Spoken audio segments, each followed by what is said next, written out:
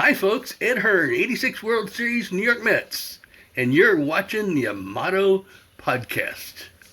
Today, guys, we're talking with Ed Hearn. Anybody who knows me knows I'm a big Mets fan. Ed was a contributing member of the 1986 World Championship Mets team. He was a catcher. He was drafted by our Phillies. I live very close to the Phillies AAA team. He spent 4 years in the Phillies minor league system playing with the likes of Ryan Sandberg, and I'm sure a lot of other great players. You also won a bunch of minor league championships, and you've become a sought-after motivational speaker. So welcome. Thanks, Ryan. It's great to be with you. I didn't realize you were quite so close to Philly land there. Oh, absolutely. No, we are so close. We're about 10 minutes from the AAA Phillies team, the Iron Pigs. So we see a lot of the players come and go. It's awesome to be so close. It was a fabulous organization back in 1978 when I was drafted out of high school, fourth round with them. And you mentioned Ryan Sandberg. A couple of great things about Rhino. We were roommates on the road, and we shared co-MVPs at the end of that rookie season. Awesome. Ed, what is it like playing in the minor? I'm jumping ahead, but what is it like playing in the minor leagues? Is it grueling? Is it a long season with all the travel? Well, I was 17, young high school senior, and it's certainly different, like any other 17-year-old going to college or something. But you mix in the travel, and truly, I really felt like it was some of the best years of my life. Oh, wow. But also on the other side of that, there were some times when I wanted to quit. So it was grueling. It was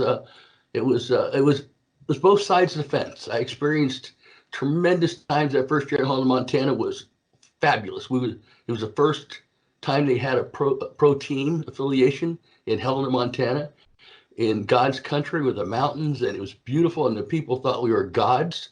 And I had a great, 3 months there, and of course MVP with Rhino, and so you just had some great years. Then when I went with the Mets, started in '83 there, and '83, '80, '45, we won. I was on the team that won the Single A championship in Lynchburg, Double A in Reading, Triple A in Tidewater, and the following year in the big leagues in 1986. That run is one that a lot of Sabre people have researched, and they don't find anybody else that's happened to do that same thing with one club in 4 consecutive years at each level of professional baseball. And you were around when the Mets started making that transition from the late 70s for me, and early 80s were pretty bad. And then you were in that group from 83 on that kind of moved up to the major leagues together. Was there anybody who stood out other than the ones we all know about? In which way do you mean stand out? There was a wide variety with the Mets team. There was standouts in a lot of categories. In their playing abilities. Okay, well, I mean, they had many number one picks because they were so lousy prior to that, and they reaped the fruits of that with Darryl Strawberry, Doc Gooden, Billy Beane was another tremendously talented guy who really never made it to the big leagues, but obviously he's done well as a general manager, and they made the movie Moneyball after him. So I was surrounded by a lot of really good baseball players, and as much of the baseball world knows, if they were following baseball in '86, we dominated the game, and we also dominated not only on the field but off the field, if you want to put it that way. Or in airplanes or motels or bars, you name it. And I have a question coming up about that. But when you were growing up, did you know that you excelled at baseball and that this is where you were heading? Well, truly, Ryan, I wanted to be an NFL quarterback. That was my dream. But I grew up on the east coast of Florida, and the high school that I attended was a very strong, football high school. But they were not. They didn't run an offense that was one that would help grow a pro-style quarterback. We ran right, ran left, and if it was third down, they'd passed, and that was about the extent of the offense that I could run because of the type of team we had. I'll just leave it at that. I got you. I understand. That's kind of how it is around here. A lot of running. So you excelled at baseball, obviously, because you were drafted eventually. When did you realize that, hey, I'm good? Oh, I think by the time I was about 10 or 11, I mean, I started really, standing out above the crowd. I think the thing that I've always said, the thing that propelled me in sports the most and helped me to understand the correlation between winning and success and work ethic was a competition called punt, pass, and kick back in the day. And my dad exposed me to that competition, I think when I was 7 years old, because if I remember right, it was 8 through 13. And he competed obviously in a punt, pass, and a kick total and with accuracy. But he said, "Hey, what do you think of this?" And I said, "Yeah, that's pretty cool. You want to do it?" "Yeah, let's do it." Well, for dad played through high school and probably had the ability to play further, but he didn't have a dad that pushed him. So my dad learned to all he could about helping me in whatever I wanted to take on. And so punt, pass, and kick, he learned the basic skills of punting, passing, and kicking, and helped me practice. And we did practice year round. So, and I tell people honestly that I was probably pushed right to the level, to that fine line, and where we have parents that are gone way overboard today. And then there's parents that are totally opposite, that are not involved in the kid's life at all. And that's another sad, totally sad side, but equally as sad, in my opinion. And but I do remember in baseball, we didn't have a catcher in B Little League. I was 7 years old and shouldn't have even been playing. But my dad brought home a bag, an army bag, green army bag full of this gear. And he dumped it on the living room floor. And he said, "Why don't you try this on?" And because Mrs. Barker, my team coach, doesn't have a catcher. And so I strapped it all on and thought, "Oh, this is pretty cool." And so I caught for that team. And then when I moved into the 8 to 12-year-old, it was all in one group. So you're competing against 12-year-olds. I ended up in the outfield and center field, where I was told that my parents got tired of seeing me lay down in the outfield and draw in the sand and things of that nature. And then at 9, I got moved to short. And at 10 years old, I was competitive enough to take over the catching chores, and I never looked back. There's just nothing like that position. Awesome.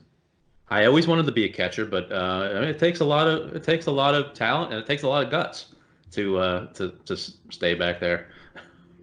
Yeah, but to me, there is absolutely no position like it. You're the quarterback on the field.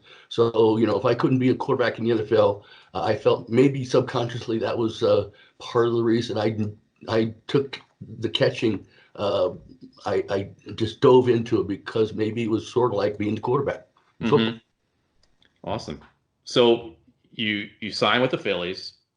You signed with the Mets in the minor leagues, and you spent a total of 8 years in the minor leagues? Yes, approximately.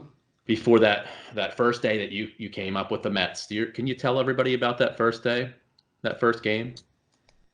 Well, I came up to about 5 weeks into the season, I believe, in '86, and Barry Lyons was the backup catcher for behind Carter, and we found out later that the staff, managing, coaching staff, and front office had wanted to swap Barry and I back and forth between AAA to get us some at bats because we have a Hall of Fame catcher, Gary Carter, and he's going to be playing 6 out of 7 days. So that was the plan. But I came up in, I think it was early May, and ended up staying the whole time. I was hitting 360 or something most of the year. I ended up at my very lowest point at the end at 260 something, but just worked out. I ended up staying the whole year. And at first, I didn't play for about a week or 8 days. Finally, my first game was in Los Angeles, game of the week. Vince Scully, Joe Garagiola. It was special. It was very special. Many things happened in that game. My first 2 at-bats, I was 2 for 2. Leading the league in hitting. There, the guys are talking. They said some great things about me at one point on my video speaking introduction. I have a clip of Vince Scully and saying, "At 6'3", 215 pounds, Ed Hearn had an appointment with West Point Military Academy. He would have made an impressive-looking general." And crack, I hit that double left center. It was almost like it was all cut and pasted to make it. It was all good, perfect. So it was a great day. And you were able to hit your first home run and actually retrieve the ball. Yes, that was on an ensuing homestand against somebody. But it was the main thing. The important factor is that it was Father's Day, And my folks had flown up from Florida. We're in the stands, and a couple neat things about that. You mentioned getting the ball back. The grounds crew guys there, Shay, were great at retrieving balls that were special, and they retrieved the ball. I didn't know that till after the game, but I rounded home plate, and I was raised to be very humble and all, but I ended up seeing a picture where I'm pointing at my folks in the stands, heading toward the dugout. Ray Knight's in that picture, I think, and George Foster. And then the next thing that happened following that is I'm in the dugout, and in '86, the fans in New York insisted on these curtain calls, and that was just not in my makeup. And Keith Hernandez and Gary Carter literally pushed me up the 4 or 5 steps, and I just I raised my hand. I ended up with one finger up, and that became the photo cover of my book, Conquering Life's Curves. Right. That's the moment right there. Yeah. I just got pushed up the stairs by Gary Carter and Keith Hernandez. That's awesome. And you were able to give the ball to your father. That was really special, very, very special to be able to give that to him. And if we had more time, I'd tell you an even more special story that happened similarly between my son and I when he was about 12 years old in youth ball on a Father's Day. But anyway, we'd better move on. So on that Mets team, you had a lot of strong personalities. Gary Carter, Keith Hernandez. You mentioned George Foster, Ray Knight. What was it like being around them? Were they supportive of you? You know, just coming up, you're young, you're a rookie catcher, or was it the other way? No, it was not the other way. Most of the guys were great. I think it was my first home game after I had a good start on the road there with that Dodger Stadium thing. Well, my first home game was against San Francisco. I believe Ronnie Darling was pitching. I made 2 errors early the middle part of the game. I was 0 for 2 when I came to the bat. They announced me to the plate on the third at bat. Probably half the stadium was booing. And we lost about 17 or 18 to 5 or something. And I came in the locker room afterward the game, and my locker was surrounded by the New York media, which caught me off guard because I'm like, well, I didn't lose the game. Yeah, I didn't have a very good game, but that's the way the media was. And in regards to how people, how they were around me, including the media, this includes the media. One of the things I remember saying was, hey, yeah, I didn't have a good game. I hope these aren't the last 2 errors I make in the big leagues. And, this isn't me, and things will get better. It's my responsibility. It's my job. And I just faced up to it. The media from that day I had great media coverage, and they respected me. And, it was shortly thereafter that I hit the home run on Father's Day. And I kind of became a little bit endeared by the Mets fans, actually. Absolutely. How did you deal with just the everyday pressures of playing baseball? I know at that point there wasn't social media like there is today with Twitter, Facebook, and all that other stuff. But people can be rough. How did you deal with that every day? In the game of baseball, in the game of life, if you're focused on doing your job, the pettiness of things shouldn't be a factor as much as many people might think of looking from the outside. When people say, well, did you hear those people booing, say in Philly or whatever, when you're hitting? No, you don't hear a thing. You don't hear any of that because you're so locked into the job you're doing. And I think you want to talk about my speaking eventually, but speaking is another microcosm of life as baseball is. And a lot of people don't like to speak, and a lot of people might similarly ask the question you asked about, is it nerve-wracking on the baseball field? Well, the thing that I believe as a speaker, as an athlete, or anybody in life, the key to not getting sucked into that cesspool of pressure is a thing that I call think outside, not a box. That's tired, old, and a box is nothing. My philosophy is think outside the self. So when you're speaking, if you're up there and, maybe in seventh grade speaking class, they told you to picture your audience in their underwear. Yeah, well, okay. What I say is you think outside yourself and you think about the people that you're delivering that speech to, and they want you to succeed. They want to either laugh, they want to learn, they want to be inspired and motivated. Oh, at the ballpark, you think about the team. You think about contributing to the team, being aware of the situations that you're in. And you also, I think a little bit, you think about those fans that are pulling for you. And it's an awesome thing when fans are, you have a home team fan base like we had in New York, was great. And so you are thinking outside of yourself so much. If you're doing it in the way I believe you have to do it, then I don't think the pressures and the little things that can bother a lot of people, they don't bother the professional who is thinking about something besides themselves. So also during that year, you met your wife. You were right. You were introduced by another player. So you came into the major leagues. You won a World Series, and you met your wife all in that same year. That's amazing.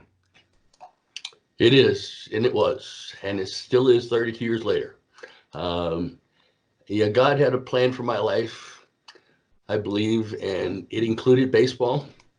But as you know, and probably a lot of fans and people that might be listening or watching this broadcast know what happened to me. I mean, I basically, after that year, I was traded to the Royals to be starting catcher to take over the pitching staff of that young Royals, guys who had won just 2 years earlier for the Royals. And they wanted me, a younger catcher, to be with those guys for 6, 7, 8 years. And 3 weeks in the season, I'm done. I blew up my shoulder. And that was the beginning of the end for baseball. And I kind of went from that 86 great year of a world championship, meeting my wife, by the way, is a nurse, and to become later very important.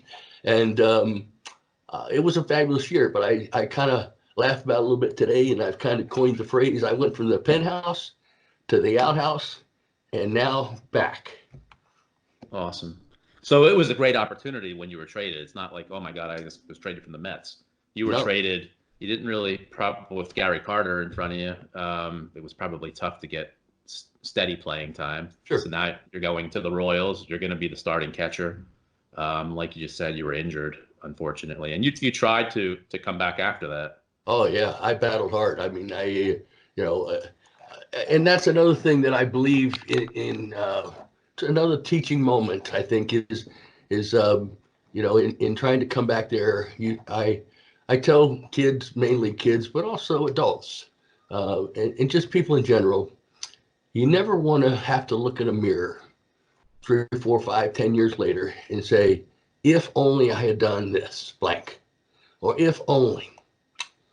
Because then that's with you the rest of your life. So, that's just I gave it everything I had for 2.5 years. And it wasn't meant to be. As I mentioned earlier, there was a different plan for my life.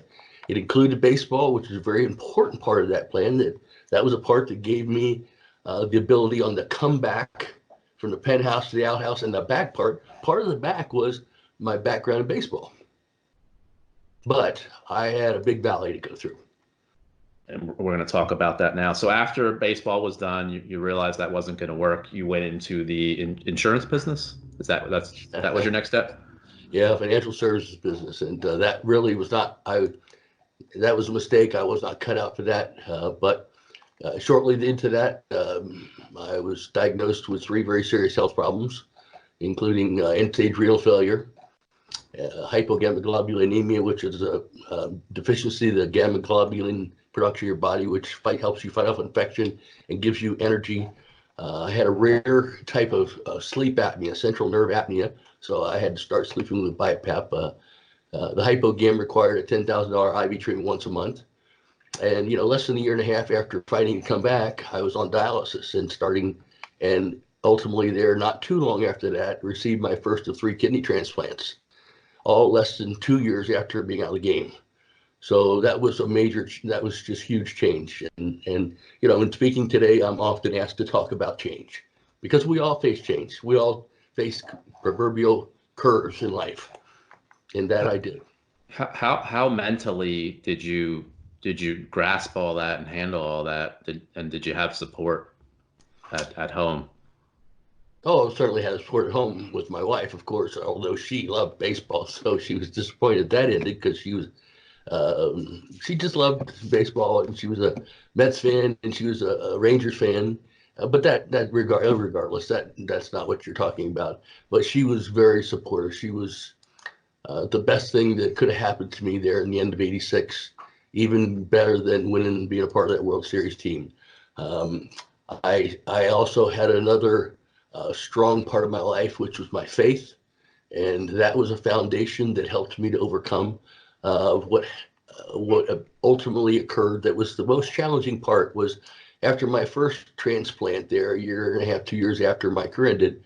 I take 35 to 40 pills a day, and many of those are to keep the body from rejecting a transplant. And those meds have a lot of side effects, and different people are affected different ways. From I can grow chest hair 6 inches long. I mean, I was a hairy dude before, but now I can grow them all in the wrong place. I mean, that's just one of the side effects of these type medications. But there's many side effects, and that I was impacted by greatly was mood swings and depression. And a year and a half after my first transplant there in 2002, by the fall of the following year, I found myself in my basement with a loaded 357, and I was considering quitting.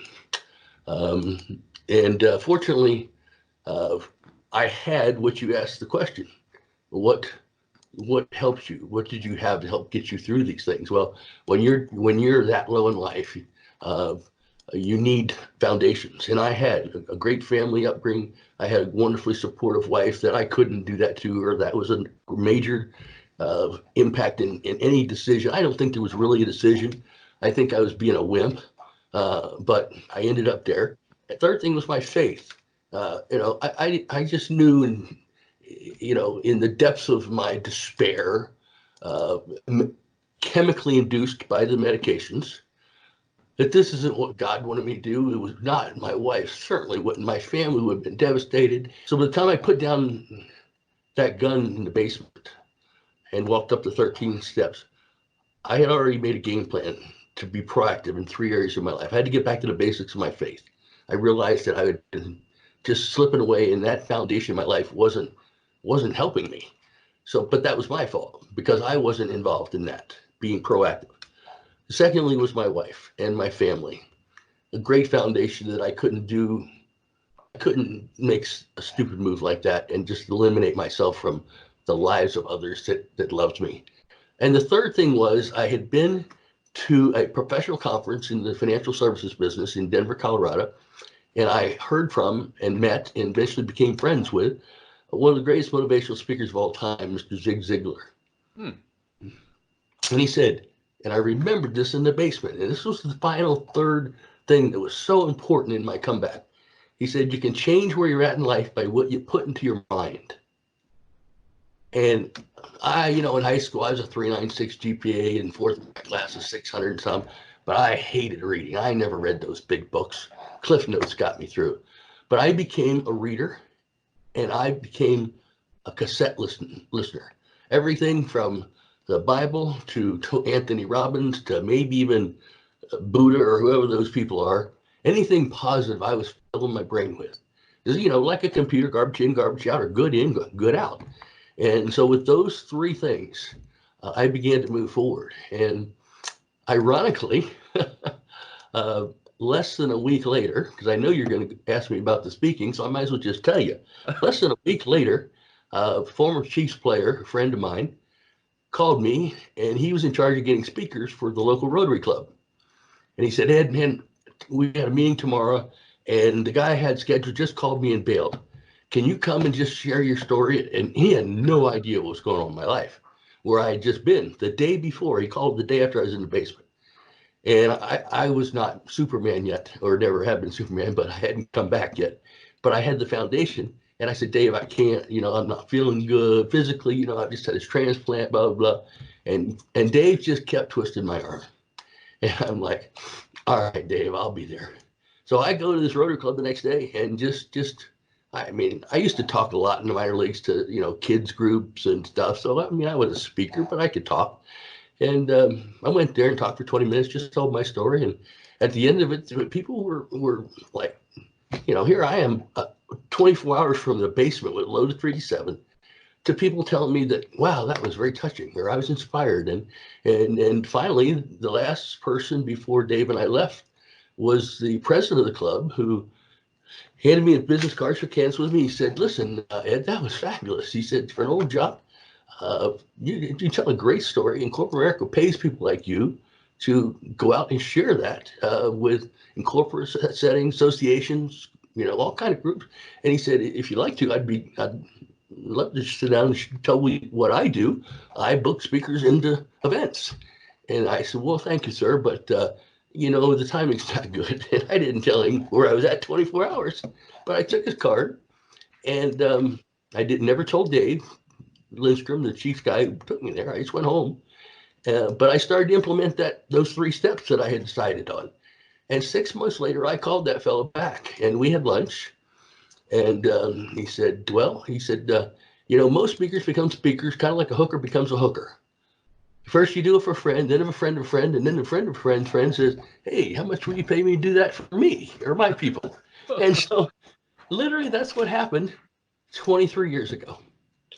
And, today, 23 years ago, I mean, I've spoken all over the country. I was doing as many as 80 to 90 engagements a year.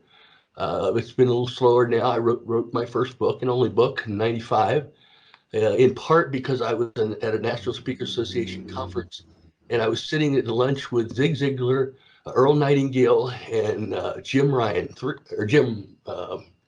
one of the other big superstars. And here I am, this rookie speaker guy, and they're like, oh, you used to play ball. I think I heard of you. Yeah. Yeah. Oh, wow. That's an interesting story. Huh. So what's the name of your book? That's like the 10-minute conversation. But down, and I was like, book? Me? I mean, I'm just Ed. I only got 2 letters of my name. I'm not a big name guy. What am I going to? They go, oh my gosh, I mean, you need to have a book just to, I mean, people, you can't speak to enough people. You can share your life and the lessons you've learned through this book that'll go beyond you. And then I got to thinking, and then I realized I had a 2-year-old son. And I may not be here when that kid's a teenager. And that was the main reason that I decided to write the book. It's called Conquering Life's Curves. Yep, Baseball battles, baseball battles and beyond. And it's autobiographical in nature with a lot of life's lessons learned through my journey from the penthouse to the outhouse and back. And when I wrote it, I felt like I didn't care about making money through any book or any of that. I cared about that my son would have something if I wasn't here, because that's how sick I was. I was very sick at different parts along the way here. And, he had story, he had my life, he had my stories, he had all these nuggets. At the end of each chapter, even, I went to the point of making a 3 to 4 or 5 page section at the end of each chapter called the inside pitch, which really focused down on an attribute, a value that I could draw out of the book. For example, I have 3 years of minor league chapters. One of the inside pitches I know is called perseverance. It just fits right in. So, it's been a long journey. It's been interesting. I cannot say it's been easy, but life is not easy, as you know, and as your listeners and the folks who tune in to you know, because you're sharing good stories, and you're sharing stories to help people understand that they're not alone in how they feel, the things that they go through. And so you're thinking outside yourself, making a difference. And to me, that's kind of what life is about. And if you want to break it down just to the core, fundamental, total foundation, it's 4 letters, Ryan. It's LOVE. Thinking outside the self, that's just an offspring of what we were created to do, was to love one another. It's amazing. It's amazing that you say that. I just talked to. I don't know if you've heard of Walter Bond. He's Yes. a. I talked to him on Saturday, Oh, we don't. and he his the main thing I took out of the conversation was just to help other people. He said he doesn't even like to think about himself. He just wants to help other people, and that's when good things happen to you, to anybody. And it's been the recurring theme on people I speak to. It's amazing. Well, maybe there's something to that, isn't there? Mm-hmm. I mean, Absolutely. I just believe that, especially in our generation today, our culture today, Ryan, we've become so me, selfie, promote thyself. It makes me sick. I struggle so bad, and I get depressed about it. Actually, um, my speaking has dwindled in part because it started to dwindle in when the finances crashed here about 2008, 2009, or whatever it was. But I haven't come back to speaking, 80, 90 times a year because I was raised to let my bat do my talking for me. So I'm not a marketer. First of all, I don't like asking other people for things. Now, if somebody comes to me and says, "Hey, man, uh, I've seen some good things here. I think you could use a hand in this area, that area." I don't turn that down. Matter of fact, that's the way I like it to go. But as far as making fancy stuff and promoting and look at me and oh my goodness, and so you go to the other side of Walter Bond, myself, and you got these idiots you saw at the NFL Super Bowl this year, down there, celebrities making more money at these parties and this stuff away from the field, more money than the winners would make in their share, just being social promoting by doing stupid things, loudmouth, popping off type of things. But you know what? Unfortunately, that's where we're headed as a society. Mm. In 1999, I started a nonprofit called The Bottom of the Ninth, where character counts. And you hear different the media. What can you believe today? But you hear some saying we're at the cliff, we're right on the edge, we're about to lose it all. I say it's the bottom of the ninth, and it's time for us to step up the plate and make a character comeback, and that's it. And to me, the comeback of character starts with four-letter word love, and love is grounded in my world, in my faith, in what my creator created me to be here for. Awesome. It's just the truth, Ryan. It's a good one. It's a good And one. I'm glad that you're spreading the truth, because I can't do it all. The folks you have on this show can't do it all, and it takes. We're all gifted in different ways, Ryan. And maybe I have a story. I don't know you. I don't know. Maybe you got some good stories about painting, but maybe they're not as attractive as you being able to share the stories. This may be your gift, and so we're all gifted in these different ways, and that's what makes a team. And that's how we're going to come back. We're not going to come back because of Ed Hearn or Walter Bond, maybe because of our creator, and we get back to the basics of that. But otherwise, it's going to take all of us coming together, using our unique gifts Mm-hmm. to make that comeback. So keep swinging, man. Thank you. How is your health now today? Don't ruin the interview. Well, I want to make sure you're good. I'm doing okay. I mean, I'm a battler, and I've been through enough stuff now that it's not going to be easy. It's things break down faster. When you get older. I mean, I'm going to be 60 the end of this year. Oh my goodness! Ugh. But I'm an old 60. Just when you take 30 to 40 pills a day since 1992, that's almost 30 years. Yeah. I mean, that's going to mess your body up some way. So I struggle with stuff, but I wasn't feeling very good today before you called, and quite frankly, I considered asking you to reschedule. But you know what? I don't know that I've said this yet today, but doing things like this, speaking to a group, or getting a letter back about my book, that's the greatest pill I can take. Well, you really when you watch this back, if you watch this back, you can see when you're talking about helping other people, you brighten up. Um, there you go, right there. So that's an awesome thing. It's a good thing, man. I don't know how we can live without it. I think we're in a sad shape, and we're at each other's throats because we're thinking about ourselves too darn much. And I wish I had a bigger platform, but uh, what we can do, you can do, and Walter can do, and others like us, is use our gifts and make a difference. And then it's up to him, ultimately. Yes. Do you still follow baseball at all? Oh, a little bit. Don't ask me to name the Mets players, but yeah, Well, I have to ask, what do you think about the Astros situation? oh, you're ruining the interview now. Look, those guys have been Yes. Ryan. Those guys have been cheating since 1986. Yes. Somewhere in my basement, I swear I have a sleeve of Mike Scott scuffed baseballs. I can't find them. When I do, I think I could probably sell them for about $1,000 a piece. But I was the guy in game 3 when we came back to New York, and he's pitching.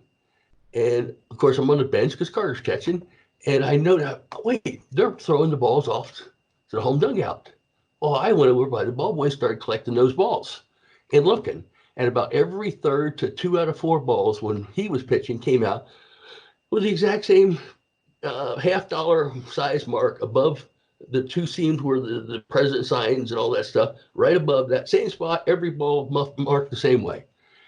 And I took him to Keith Hernandez on the bench. He took him to Davey. We collected, I don't know, 3, 4, 5 dozen. We sent a couple dozen to the president's office. And much like today's baseball commissioner, not the president, I think they've done a pretty good job of sweeping this under the rug, in my opinion, for the severity of what's happened. They've dealt with some guys. A couple guys have taken a hit, but now they're going to protect the Astros from getting hit. Well, if I'm a hitter and I know if I get hit, that guy's going to be on suspension. I mean, you're giving more benefit to the guys who started all this. Not that they're the only group that's doing it, but really, as we said in the beginning or early on, baseball is a microcosm of life. And, you can pick up the paper, the front page, and see the same junk about people cheating, stealing, doing things they shouldn't be doing. It's no different in baseball. People just like to focus on sports because it's, I don't know, guys are making multiple millions of dollars. And so the Astros, they've been cheating for a long time. Well, it's going to be an interesting season, I'm sure. Yeah. So, Ed, I really appreciate this. Was awesome. I mean, for me being a Mets fan, it's awesome just in that. But talking to you about everything else has been great. I really appreciate it. Well, I enjoyed it, and look forward to. I will definitely review it, and if I can link it up for you or help you get it out there, you let me know. Awesome. Thank you very much. Well, you keep doing your thing, brother. Keep swinging, man. Thank you, sir. Take care. All right, bye-bye.